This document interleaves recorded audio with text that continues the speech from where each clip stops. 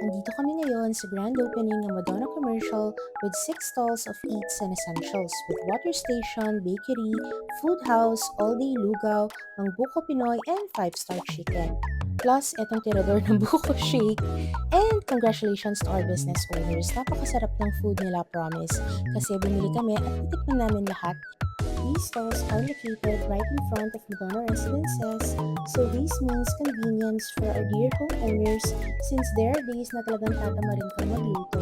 So dito, paglabas mo, may fried chicken ka na, may lugaw, then may home-cooked meals ka pa, mga lutong bahay. So everyday, alam ko na dito na yung menu nila and pwede din kayo mag-order ng food trays.